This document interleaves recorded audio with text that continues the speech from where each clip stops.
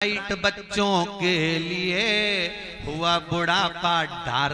ओ काका क्या करोगे, ये रुपया कहाँ धरोगे। बच्चों आज माताओं से पूछा जाए घर में जाकर, क्यों तुम्हारा बेटा कहाँ है? तो मेरा बेटा तो मुंबई में जॉब कर रहा है। बेटी कहाँ है? तो क्या वो पूना में जॉब कर रही है। और तुम दोनों डोकरा डोकरी फ्लैट में रह रहा है। बेटे अपनी जगह, बेटी अपनी जगह, परिवार अपनी जगह पर, और बूढ़े माँ बाप। और जनासत घर में कोई मेहमान आया तो बूढ़ों ने तुरंत आवाज लगा के पड़ोसी के बच्चे को बुलाया, बेटा जरा मेरे को दूध की थैली ला दे। पड़ोसी के बच्चे से कह रहे, बेटा मुझे गिलकी ला दे, बेटा मुझे ये ला दे। तो एक काम करो, जब सारा काम तुम्हारा पड़ोसी का बेटा कर रहा है तो जायदाद का हिस्सा सही है कि गलत है? बोलो जरा जम के। जब बाहर बेटा बहू रह रहे हैं, अपनी जगह रह रहे हैं, वो अलमस्त रह रहे हैं, बुढ़ा बुढ़ी का उनको ध्यान नहीं है, वो तो अपनी जिंदगी मस्ती में जी रहे हैं। और तुम जोड़ जोड़ के झाड़ू लगवाओ, पोछा लगवाओ, घर को साफ करवाओ। क्यों? मेरे बेटे के लिए जोड़ जोड़ के धन जोड़ा, संपदा जोड़ी, लक्ष्मी जोड़ी, सब कुछ जोड़ा बेटे के लिए। और काम कौन कर रहा है? अरे बोलो जम के, पड़ोसी का बेटा। तो जायदाद का आधा हिस्सा पड़ोसी का बेटा। नहीं, हिस्सा तो उसी को दूंगी जो भले नहीं पूछ रहा, जो भले गाली दे रहा। और वो बेटा बहू मात्र दिवाली पे आते और 2 दिन आके मम्मी मम्मी करके ऐसा चूना लगा के जाते, लिपाई पोताई करके सब वापस बटोर के ले जाते। और माँ बाप को बहुत अच्छा लगता, मेरी बहू मेरी बहू। तो 4 साल जरा बहू के साथ रखे तो देख, मालूम पड़ जाएगा कि देवी है कि जगदम्बा है। देखिए सुख का अनुभव।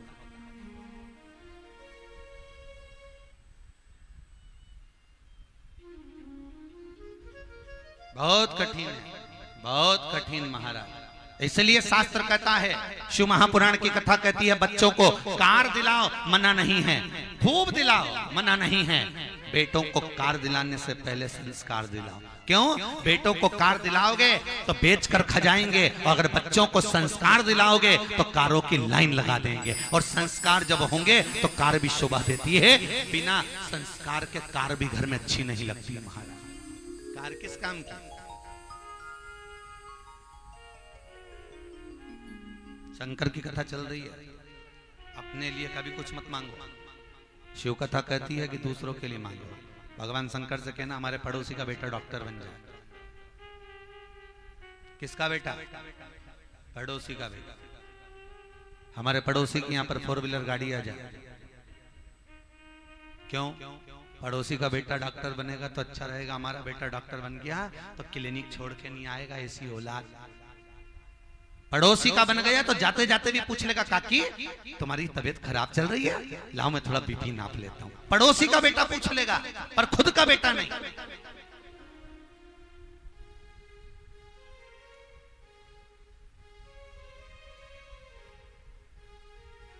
पड़ोसी का बेटा स्वयं का नहीं।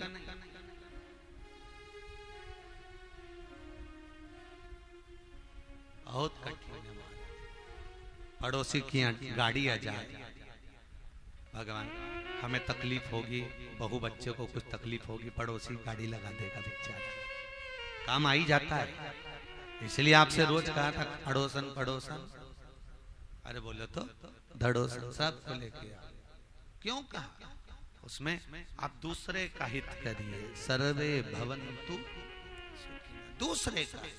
भगवान इन सब का भला कर दो, अगर इनका भला कर दिया तो स्वतः मेरा भला हो जाएगा। मुझे उम्मीद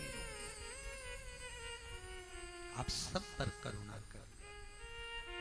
एक शिव भगत थे, लाला राम नारायण, क्या नाम था उनका? लाला राम नारायण, पंजाब के रहने वाले थे।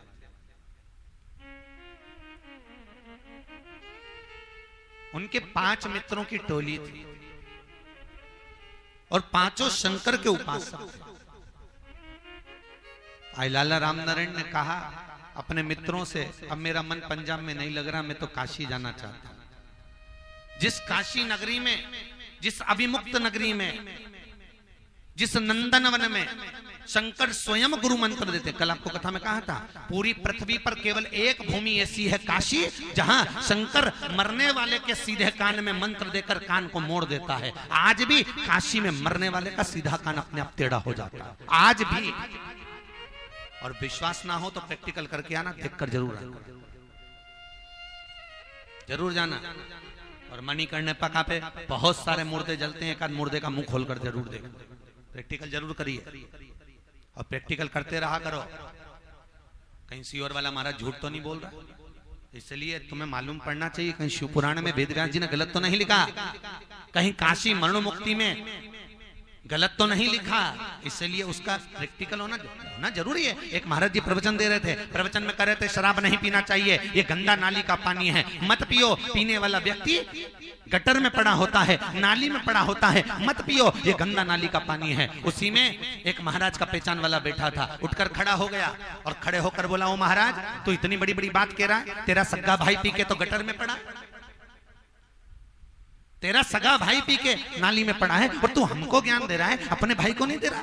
इतने में महाराज जी को क्रोध नहीं आया, महाराज जी उसको बोले, भैया देख मैं भी प्रवचन दे रहा हूँ, मेरा भाई भी प्रवचन दे रहा है, बस अंतर इतना है मैं मुंह से समझा रहा हूँ, मेरा भाई प्रैक्टिकल करके दिखा रहा है।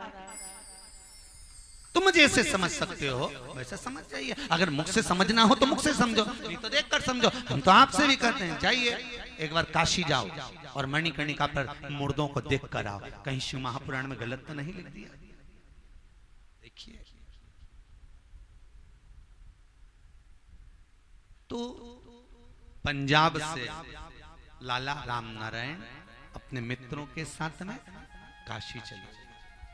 शंकर भगवान के सुंदर काशी में पहुंचकर गंगा का स्नान करते,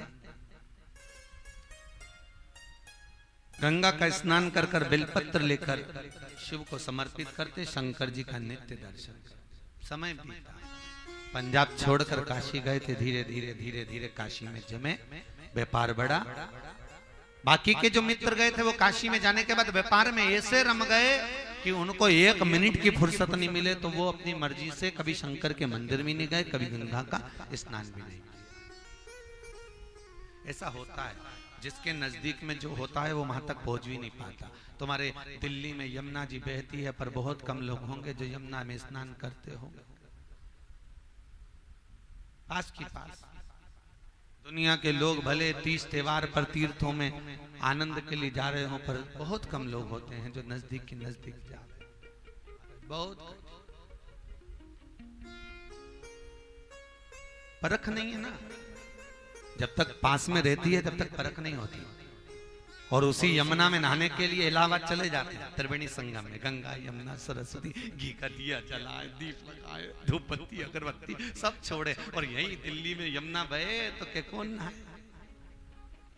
परख नहीं है ना, परख होती तो क्या बात थी। सास जिंदा थी तो कभी परखे नहीं, कभी प्रणाम नहीं किया। सास जिंदा थी तो कभी रसगुल्ला नहीं खिलाया, सास जिंदा थी तो कभी प्रणाम नहीं किया। और मरने के बाद फोटो लगाकर उस पर माला चढ़ाकर धूपबत्ती अगरबत्ती और कंडा जला के उसमें गुलाब जामुन इमरती भजिया पकौड़ा छोड़ रहे। परख नहीं है ना, जीते जी नहीं परखे, मरने के बाद परख रहा है। और मरने के बाद तो सिर पे पल्लू लेके दो और पूरी जिंदगी पल्लू को यहाँ रखा, पर सांस मरी तो पल्लू यहाँ रखा। तो किसी ने पूछा सांस मरने पर पल्लू यहाँ क्यों रखा? किसी को क्या मालूम कि पल्लू यहाँ क्यों रखी कि बुढ़िया मरी? तो उसका केवल एक कारण था कि बुढ़िया मर गई, आंख में एक आंसू आएगा नहीं, अंदर बस चिल्लाती रहेगी नहीं डिजाइन नहीं, इसलिए पल्लू यहाँ तक ले लिया। आंख में आंसू नहीं दिखेगा तो लोग कहेंगे बताओ सांस मर गई, रो भी नहीं रही, इसलिए तब पल्लू करके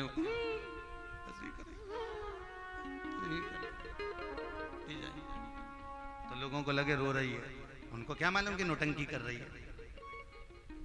काहे की रोए? वो तो विचार में ही थी कि मर जाए तो अच्छा।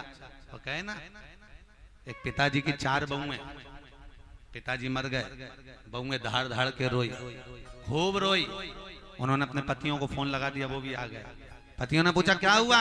तुम्हारे पिताजी मर गए। पतियों ने कहा अच्छा हुआ मर गए, भगवान से प्रार्थना थी क्योंकि तुम एक रोटी तक तो देती नहीं थी, टाइम पे चाय नहीं देती थी, दिन भर ताने देती थी, गाली देती थी, अपशब्द कहती थी, दिन भर ताने देती थी, अच्छा हुआ मर गया हमारा बाप। बहुएं बोली तुम्हारा बाप मर गया उसके लिए हम रो नहीं रहे, तो फिर रो काय कर रही हो? वो तिजोरी की चाबी ना जाने कहां धर गया, इसलिए रो। और सुनो, पिताजी को जगाओ और पूछो चाबी कहां धरी है। बेटों ने कहा मरे हुए 2 घंटा हो गया, तुम के चाबी कहाँ धरी है? बस हम बोल रहे हैं ना चाबी का पूछो कहाँ रखी है। अरे तो कोई उठेंगे क्या? डॉक्टर को बुलाया, डॉक्टर साहब मेरे पिताजी को जगा दो, चाबी पूछना। डॉक्टर साहब बोले 80,000 का एक इंजेक्शन लगेगा, जैसे ही लगाऊंगा पिताजी जागेंगे, उतनी देर में पूछ लेना चाबी कहाँ रखी है, नहीं तो वापिस मर जाएगा। ठीक है डॉक्टर साहब लगाओ, लाओ भी 80,000। बहुएं कहीं 20-20 हजार में अपनी रकम बेच के आ गई। बुढ़ा बीमार था तो 1 रुपया नहीं लगाया और चाबी के चक्कर में 80,000 दे दिया। 20-20 हजार बेच के चारों ने दिया डॉक्टर साहब को।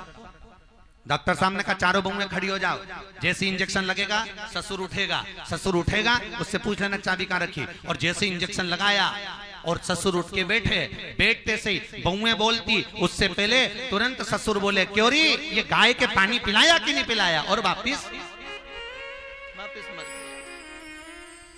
और जैसी ससुर मरा बहुएं तो वो डबल चिल्ला चिल्ला के रोने लगी। तो पतियों ने पूछा अब काय को रो रही हो इतनी तेज? अरे डॉक्टर साहब वंस मोर, एक बार फिर से डॉक्टर साहब के 80,000 का फिर इंजेक्शन, ला 80,000। अभी गाय के पानी पिलाया, अभी पाड़ा के पिला के मरेगा, ला तुल्ला। वाह वारी दुनिया, मतलब की दुनिया में किसी का कोई नहीं। श्री राम के संग हजारों सखा वनवास हुआ तब कोई नहीं। कौन किसका है संसार, सब झूठे। जब 24 घंटे कहते मम्मी मम्मी मम्मी मम्मी, घर में धर्म पत्नी आने के बाद लीला लीला लीला, मम्मी गायब, लीला भाई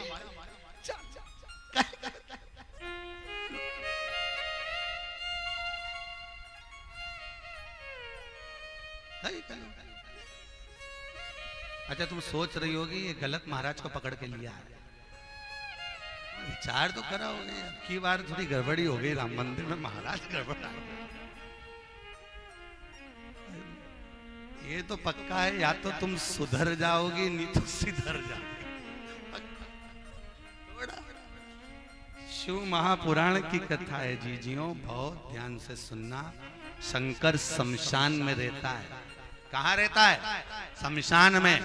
और जो शमशान में रहता है वो अपने अंतिम समय का भान कराता रहता है।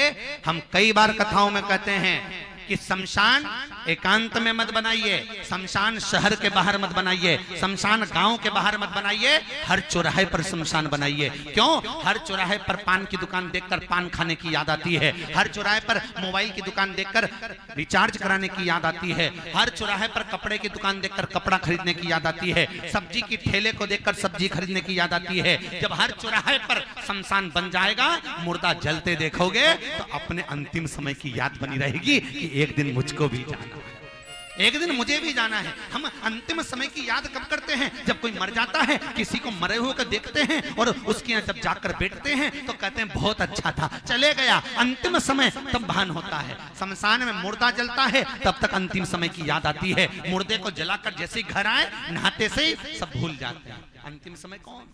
फिर वही कपट, वही छल, वही बेईमानी, वही प्रपंच, सब वही सब वही।